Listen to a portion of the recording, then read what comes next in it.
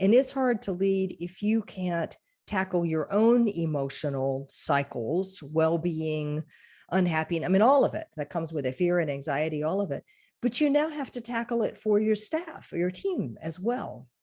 Right. And We've got to help them carry that load, which, yeah, again, if you don't get out of the quicksand, it's actually unbearable, which yeah, I believe is part of this great resignation. I know some people are putting a very positive spin on it, and it's people who have discovered their higher calling and higher purpose. And I think that's some of it. But I think a lot of people are just exhausted and they've just said, I can't continue. right. And that's one of the options when you find yourself in quicksand. It's just to give up. But what happens is your hopes and your dreams and your vision are extinguished in that moment. And you know, we don't want any leaders to quit. Right. We really don't. Right.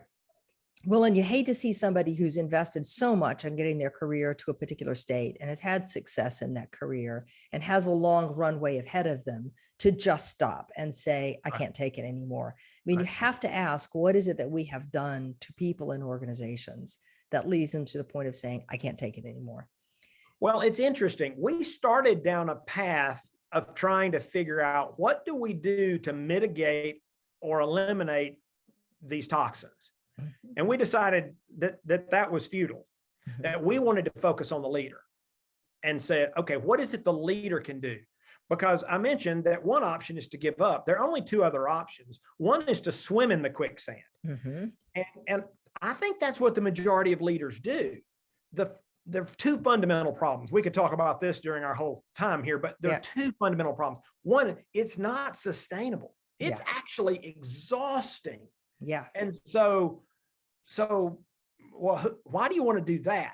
Right. And I don't know that leaders want to, but I think there's something hardwired inside us that says, I'm a leader and I'm going to keep going. And I know how to swim. I'm going to keep swimming.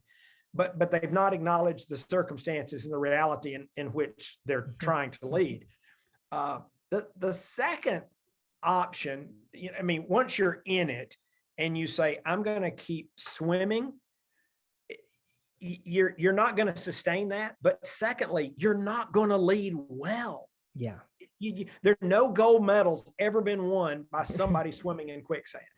Right. So you're never going to reach your full potential, which only leaves the option of you need to escape. And so that's where we decided to focus our research. As we encountered so many leaders, again, I wouldn't have known this before we started, but once we jumped in and said, we're probably not going to eliminate busyness, we're probably not going to be able to successfully combat distractions and competing priorities and lack of resources.